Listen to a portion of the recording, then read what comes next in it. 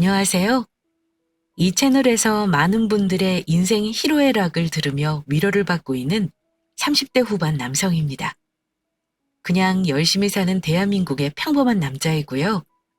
초등학교 다니는 아들 하나 키우고 있습니다. 동갑인 아내와는 결혼 생활 6년 만인 재작년에 이혼했습니다. 이혼한 분들은 다 아실 겁니다.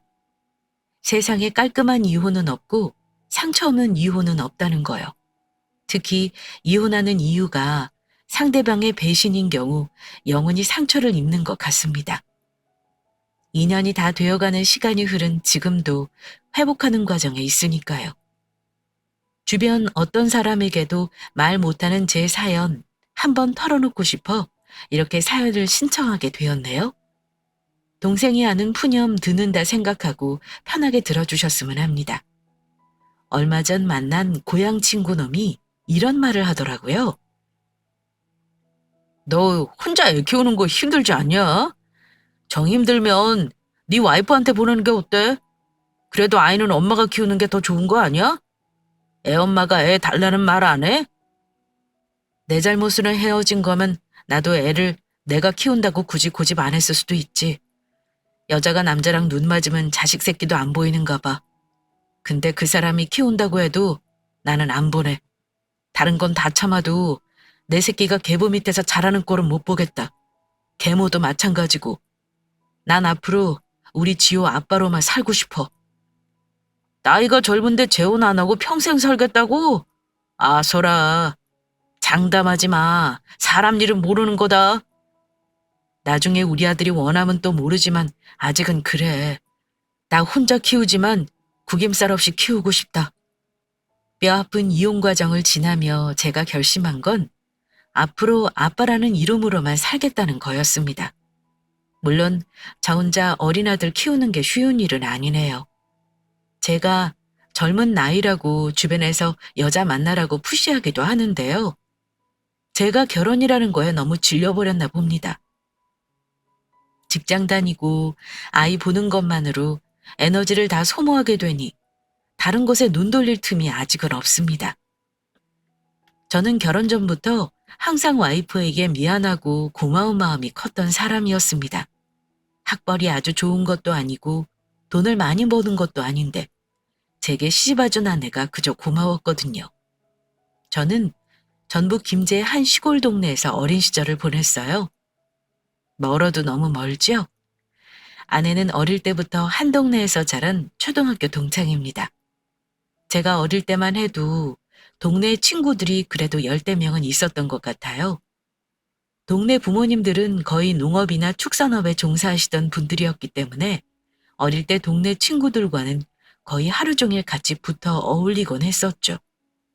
그러다 시내 중학교, 고등학교를 진학하면서 조금씩 사이가 소원해졌고 다들 대학을 진학하거나 취업을 하고 대도시로 떠나면서 뿔뿔이 흩어지게 되었고요. 아내도 그런 동네 친구들 중 한 명이었습니다. 그러다 대학 졸업 후 서울에서 취업한 후에 서울에 올라온 고향 친구들과 모임을 가지게 되었습니다. 아내와는 그 모임에서 다시 만나 각별한 사이로 발전하게 되어 결혼까지 하게 되었습니다. 솔직히 말하면 저도 아내랑 결혼까지 하게 될 줄은 몰랐습니다. 초등 동창이긴 하지만 어릴 때 그다지 친하진 않았으니까요. 제가 아내와 결혼하겠다고 했을 때 동양 모임 친구들도 다들 놀랐습니다.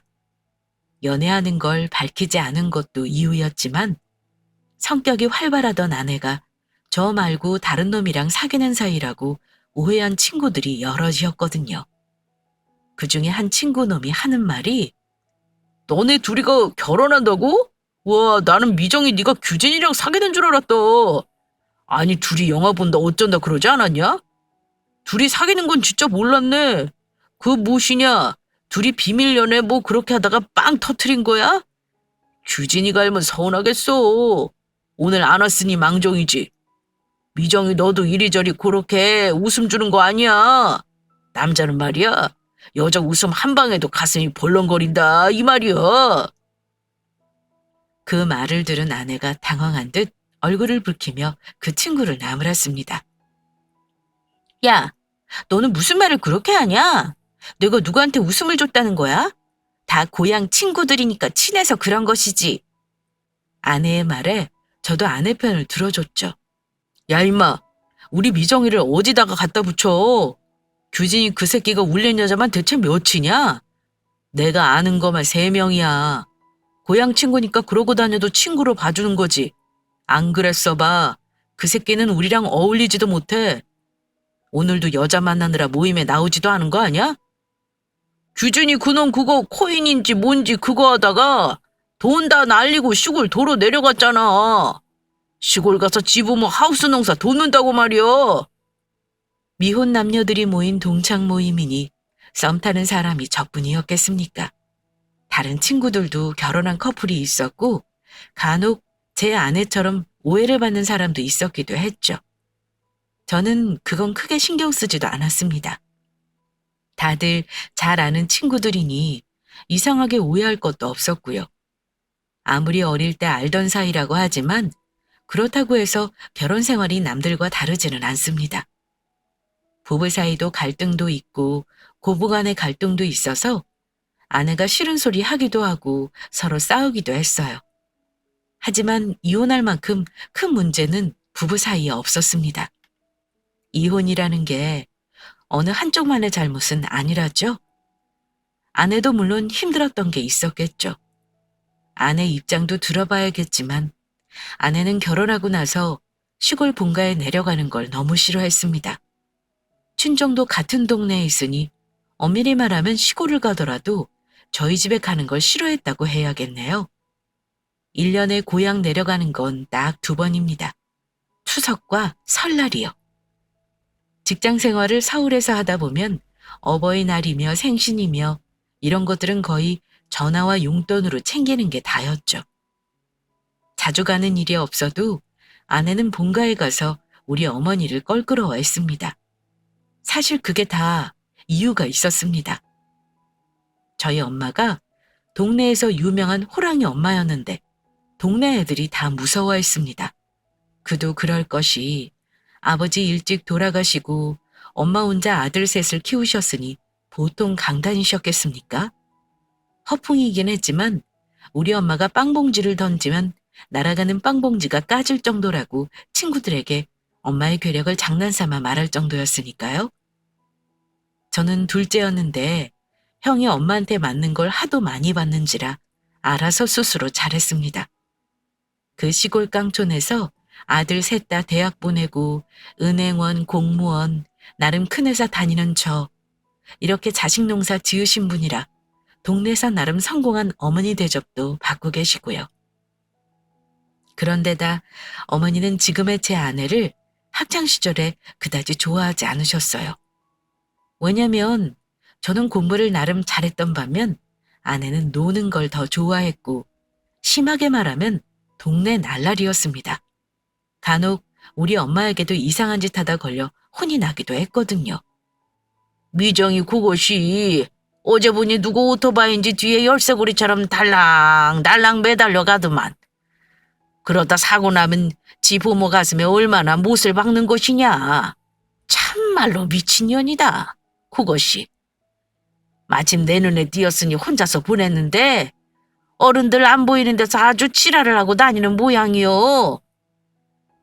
엄마는 남의 집 자식한테 뭔 잔소리를 하고 그래요. 그냥 내버려 두쇼. 아이고 나는 저런 년이 내 새끼 좋다고 할까 그것이 무섭다. 니 혹시 미정이랑 친하게 지낼 생각하지도 말어. 엄마 걱정하지 마요. 나는 무조건 엄마가 정해준 여자랑 결혼할 것인게. 그려 니는 필시 그래야 한다잉. 그렇게 험담하던 동네 날라리 친구가 제 짝이라고 나중에 인사 왔을 때 어머니 반응은 어땠을까요? 굳이 제가 설명 안 해도 짐작하시죠? 힘들게 공부시켜 서울로 유학 보내놓고 좋은 회사 취직했다는 아들놈이 며느리감으로 데려온 사람이 동네 친구인 거 보고 어머니는 서운함을 숨기지 않으셨습니다. 아내는 거기서 상처를 받았던 것 같아요. 물론 저도 그 부분은 아내를 이해합니다.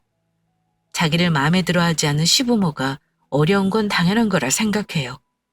하지만 저희 어머니 대장부같이 성격에 며느리를 구박하고 못 살게 구는 분은 절대 아니셨습니다.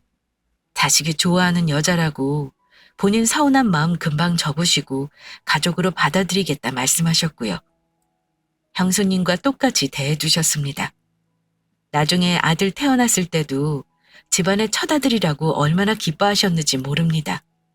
어머니는 저 결혼할 때도 형과 똑같이 보태주셨어요. 내는 아우라고 적게 주고 형이라고 많이 받는 것은 아니라고 본다. 둘 다 똑같은 내 자식이니 똑같이 보태준다고 해서 형이 서운해하지도 말고 아우도 더 욕심내지 말아야 혀. 무슨 말인지 알겠냐?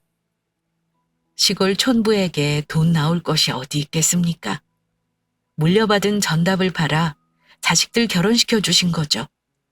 큰 돈은 아니었지만 아들들 새 출발하는데 어머니 마음이 어떤지 그 마음을 알기에 저는 감사하게 생각했습니다. 그런데 그런 제 마음과 달리 아내는 욕심이 있는 사람이었어요. 결혼할 때 시작부터 빚내는 걸 굉장히 싫어했습니다.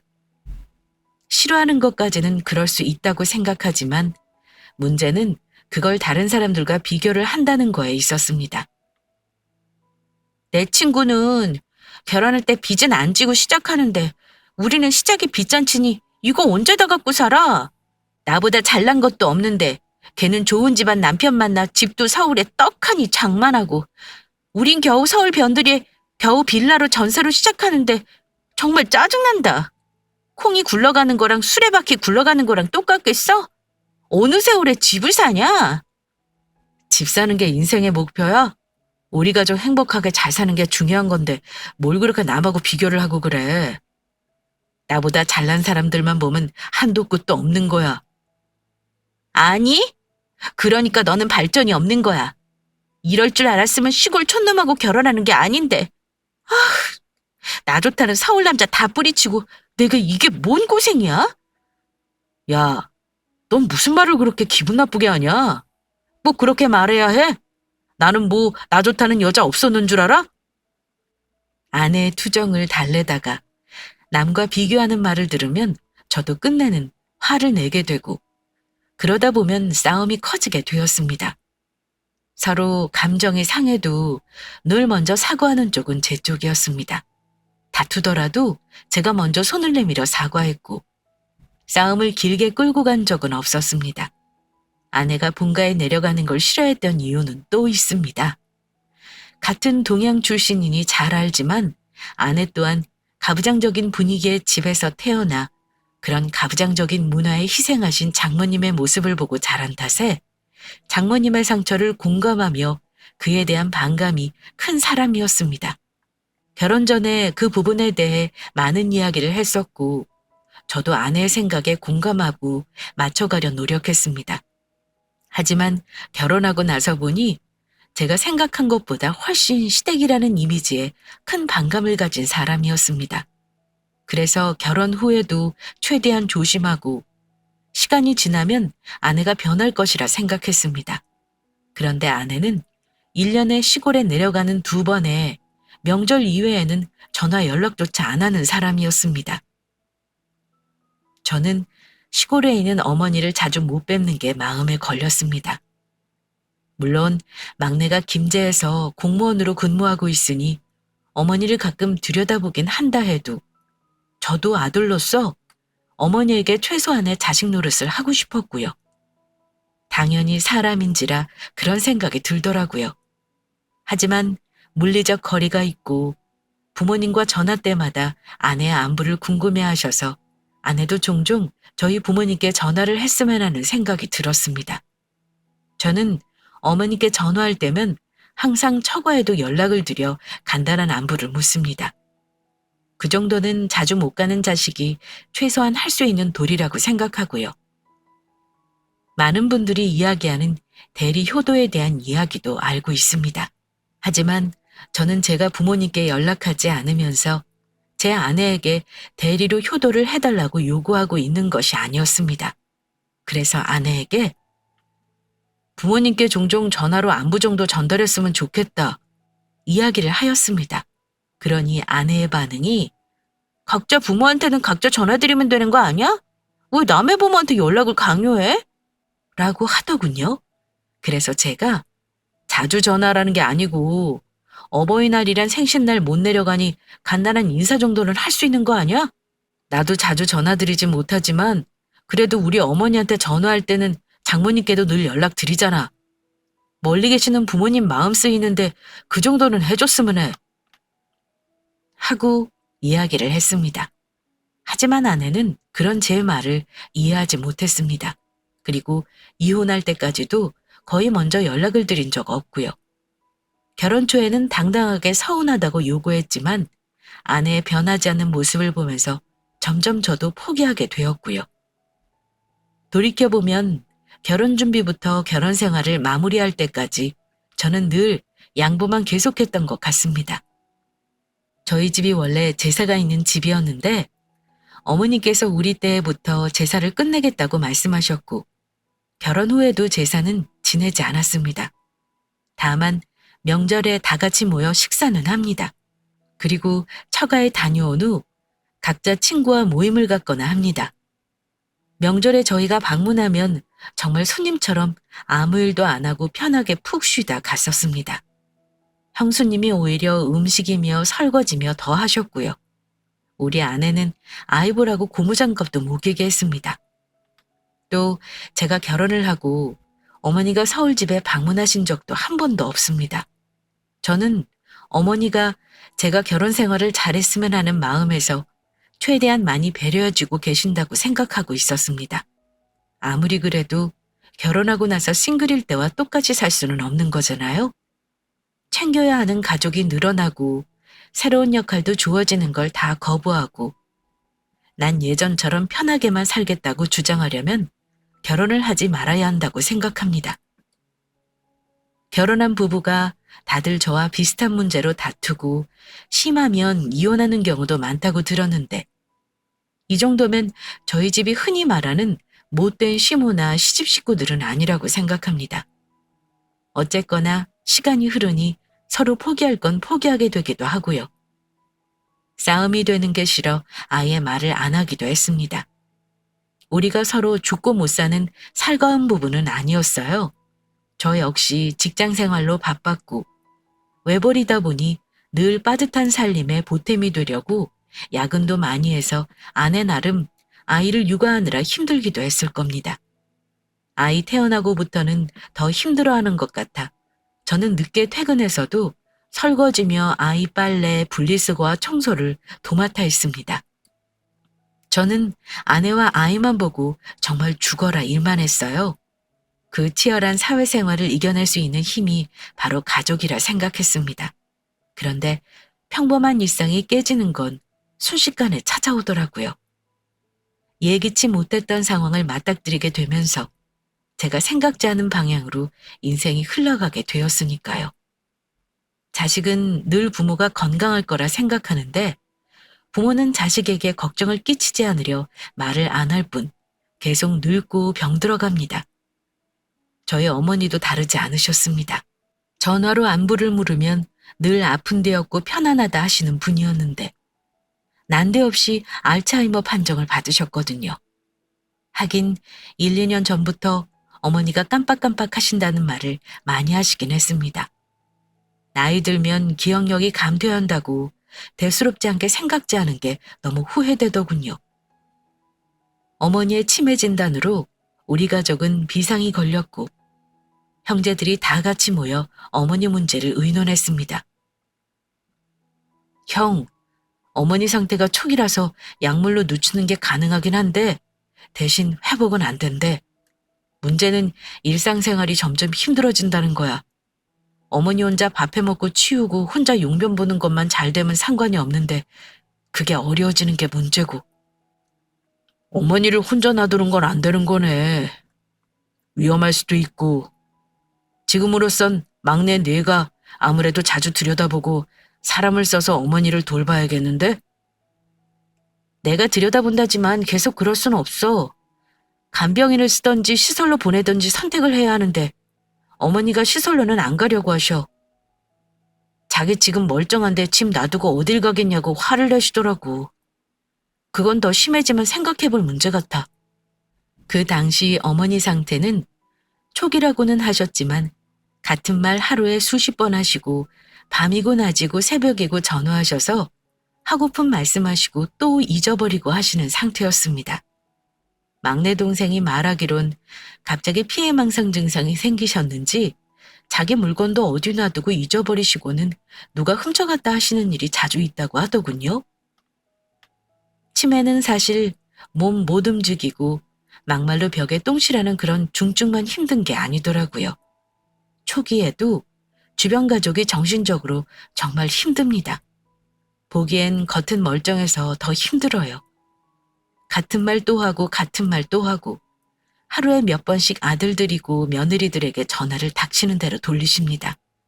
밤이고 낮이고 제가 일하는 시간이고 자는 시간이고 상관없이 당신 생각날 때 전화해서 했던 말 또 하고 하다가 연락 안 되면 연락 잘 안 된다고 엄청 화내시고요.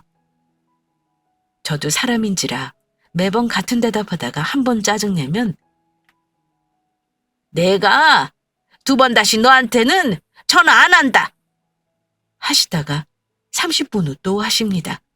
더 미치겠는 건 수시로 밖을 나가시는 통에 경찰서나 동사무소에서 전화를 계속 오는 거였습니다.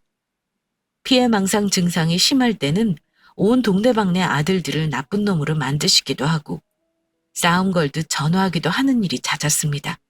그래서 형과 얘기해 번갈아 어머니를 모시는 방법도 논의해봤는데 형수가 2손 2발 들고 반대하는 바람에 그 방법도 여의치가 않았습니다. 어머니 문제 때문에 머리를 싸매고 고민하는데 뜻밖의 인물이 해결책을 주더라고요. 구세주는 다름 아닌 제 와이프였습니다. 지효 오빠, 내가 생각해봤는데 아무래도 어머니를 당분간 내가 내려가서 보살피는 게 어떨까 해. 친정도 가까우니까 왔다 갔다 하기도 편하고 지효도 내가 데려가면 부모님이 봐주신다고 하셨거든? 사정이 이런데 내가 나몰라라 하고 있기도 참 그러네. 당신 생각은 어때? 정말이야? 당신이 그렇게 해주면 고마운 정도겠어? 앞으로 내가 당신 맨날 업고 다녀도 모자라지. 엄마 심하진 않으니까 당신이 식사만 좀 챙겨드리고 어디 멀리 나가지 않게만 하면 될 거야. 심해지면 시설에 모시는 것도 고려하고 있으니까 너무 힘들어지면 꼭 말하고. 근데 갑자기 그렇게 마음먹은 이유가 뭐야? 당신 우리 집 가는 거 싫어했잖아. 엄마도 불편해했고. 결혼하고 지금까지 내가 며느리 노릇한 게 없는 것 같아서 말이야. 어머니한테 잘한 것도 없는데 아프시다니까 내가 마음이 영 불편해. 나도 고민 많이 하고 결정한 거야. 쉬운 일 아닌 거 알지? 당신이 앞으로 나한테 잘해. 고마워, 지호 엄마. 내가 앞으로 진짜 당신한테 잘할게. 정말 고맙다. 당신 덕에 살았어. 형과 동생도 아내의 결정 덕에 한시름 놓게 되었고 아내는 이곳에서의 생활을 정리하고 당분간 아이와 함께 시골로 내려가게 되었습니다. 저는 평일에는 직장 생활하면서 주말에는 아내가 힘들까봐 꼬박꼬박 시골로 내려가 어머니를 돌봐드렸습니다. 그때는 아내가 친정에서 쉬도록 했고요. 아내 덕에 어머니 걱정이 좀 덜어지긴 했지만 어머니 증상이 나아지지는 않았습니다. 어머니는 전처럼은 자주는 아니어도 저한테 전화를 자주 하셨는데요. 간혹 이상한 말도 하셨습니다. 며느리가 자기를 굶긴다느니 팔을 하루 종일 묶어놔서 화장실을 못 가 오줌을 쌌다느니 하는 말인데요. 제가 깜짝 놀라 아내에게 물어보면 아내는 한숨을 쉬며 말했습니다. 정말 미치겠다. 어머니 피해망상 증상인 거 알지?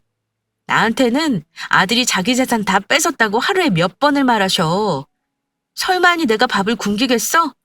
방금 드시고도 안 드셨다고 배고프다 그러시는 거 하루 이틀이야?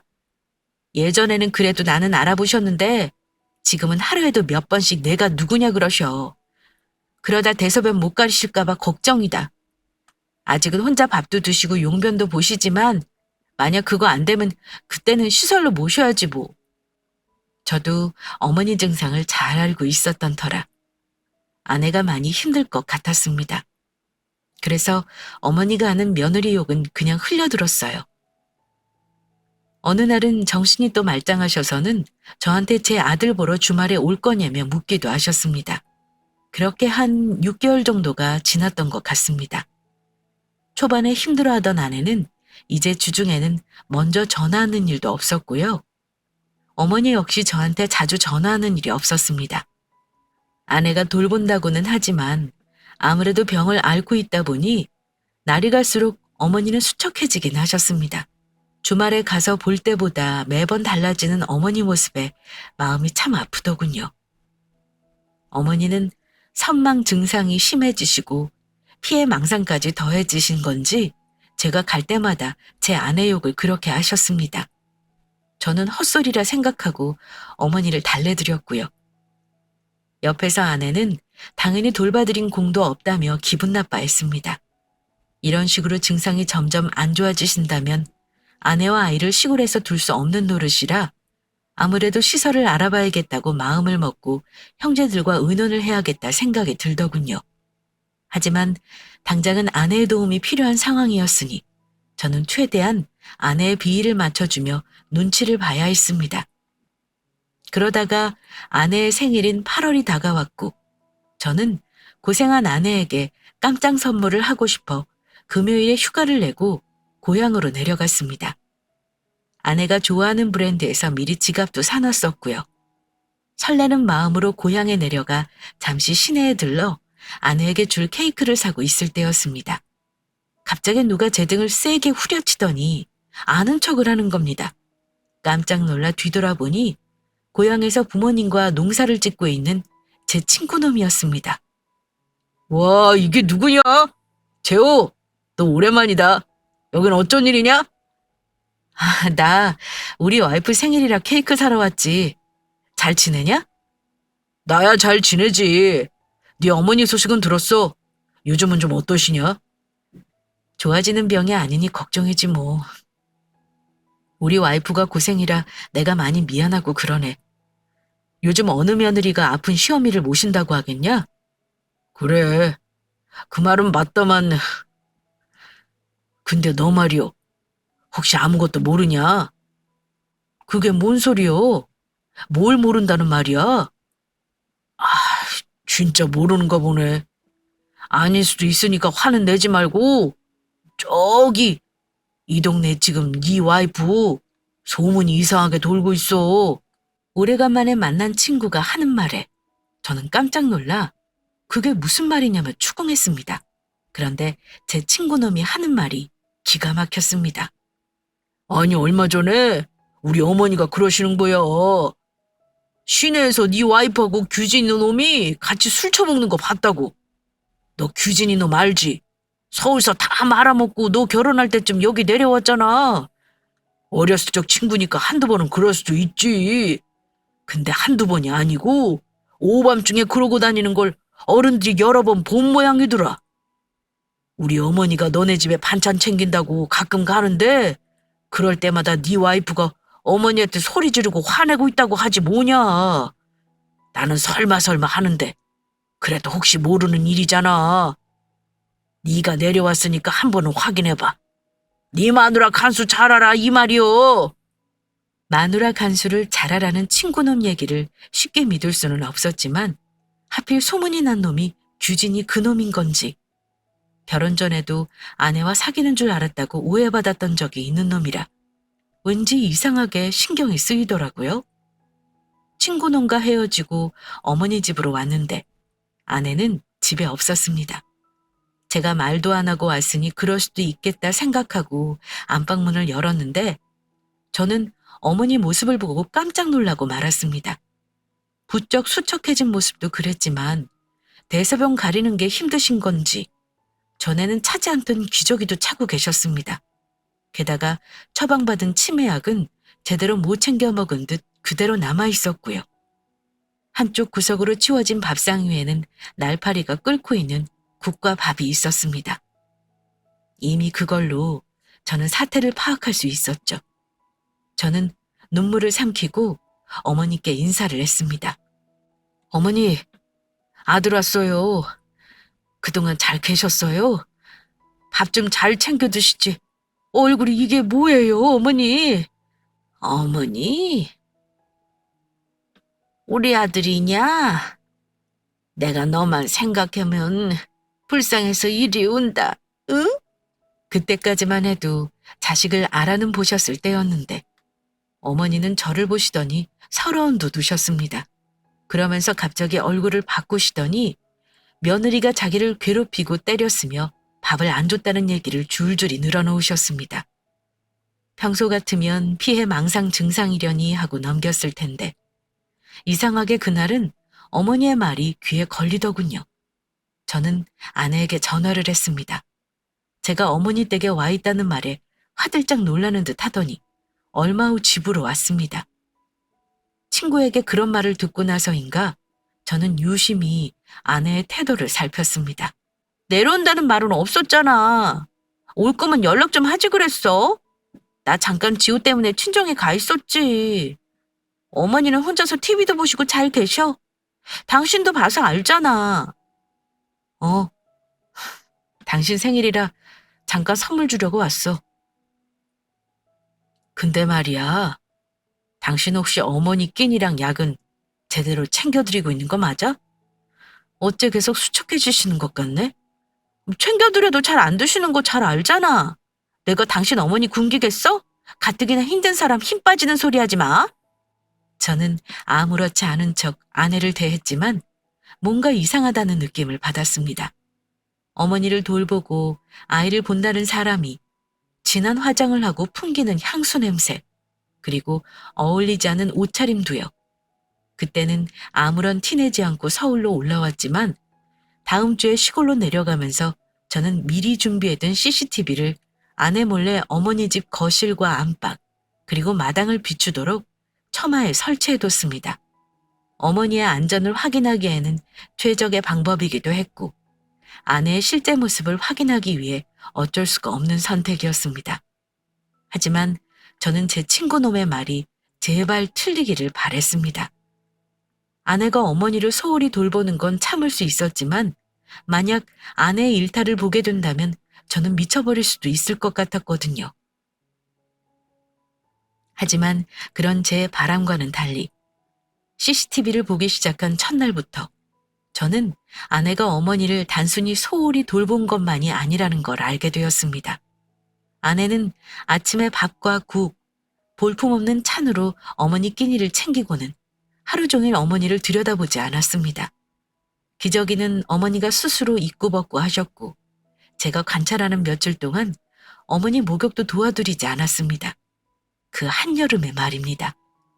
오래 집을 비우는 날에는 항상 마당에 남자가 서성거렸는데 그건 다름 아닌 아내 동창이자 제 중학교 동창이기도 한 규진이 놈이었습니다.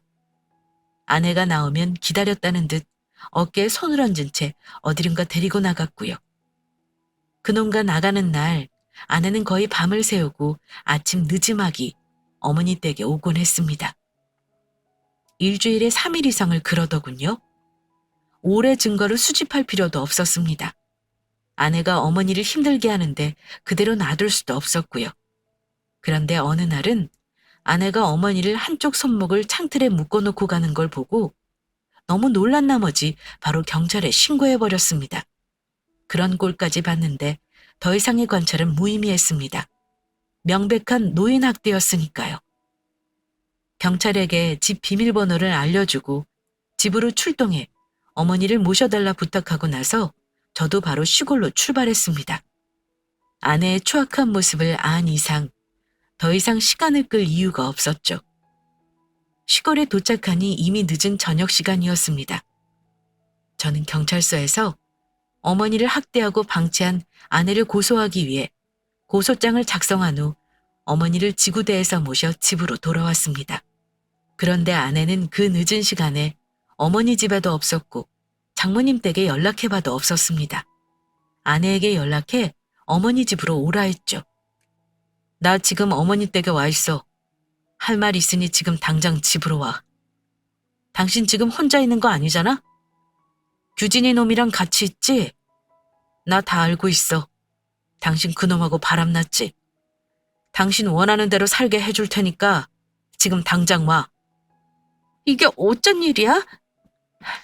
내 말 일단 들어봐. 내가 설명할게. 설명할 필요 없어. 내 눈으로 직접 봤으니까. 어머니한테 함부로 한 것도 용서하기 힘든데 당신 규진이 그 새끼랑 바람난 거 그건 내가 못 참아주겠다. 언제부터 그런 거야? 나 몰래 대체 언제부터 그런 거냐고. 아니 이제와 그게 무슨 소용이겠냐? 우리 그냥 이혼하자. 지효 아빠, 그게 뭐 내 잘못만 있는 줄 알아? 당신도 회사 다니면서 나 혼자 애보게 하고 맨날 늦게 왔잖아. 나도 많이 힘들었어. 당신은 그놈의 돈 번다고 집에 신경이나 썼어? 그때 나 위로해준 사람이 규진이야. 말 다 했어? 지금 그게 네 남편한테 할 말이야? 감히 다른 놈이 위로해줬다는 소리를 그렇게 당당히 해? 그래! 차라리 잘 됐다. 그냥 이혼해줘. 네 맘대로 순순히 도장 찍지는 않아.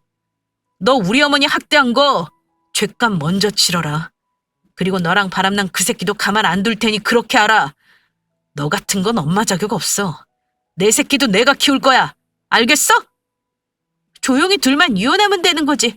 동네방네 소문내고 싶냐? 좋아. 당신 마음대로 해봐 어디. 자기 악행이 들통나니 아내는 오히려 더 뻔뻔하게 행동했습니다. 차라리 저한테 무릎 꿇고 빌었다면 조금은 마음이 수그러들었을 것 같은데 뻔뻔한 행동을 보니 저도 전이가 불타올랐습니다. 절대 그냥 넘어가 주지 않을 작정을 하고 저는 형제들에게 모든 사실을 말했습니다. 어머니는 아무래도 혼자 지내시기 어려울 것 같아 요양병원에 모시기로 하고 그 전까지는 막내가 돌보는 걸로 급하게 의견을 모았고요. 아내의 불륜에 대해 가족들에게 자세히 말은 안 했지만 제가 이혼한다는 말에 막내는 이러더군요. 형, 나 사실 형수 소문 들어서 알고 있었어. 동네가 워낙 작잖아. 작은 일도 소문 잘 나는 곳인데 형수 행실이 누가 봐도 좀 그랬어. 형한테 기회 봐서 말하려고 했는데 이렇게 일이 터지냐? 내가 가끔 들여다보긴 했는데 형수가 어머니한테 그럴 줄은 몰랐다. 형, 그냥 이 정도에서 안 게 다행이라고 생각해. 결혼했을 때부터 형수는 우리 식구 별로 안 좋아했잖아. 지호는 형이 키울 거야? 그래야지. 저런 썩어빠진 여자한테 어떻게 내 새끼를 맡기겠어? 그럼 소송하게 형수가 애를 순순히 주려고 하겠어? 규진이 그 새끼도 상간난 소송에서 위자료 받아낼 거야.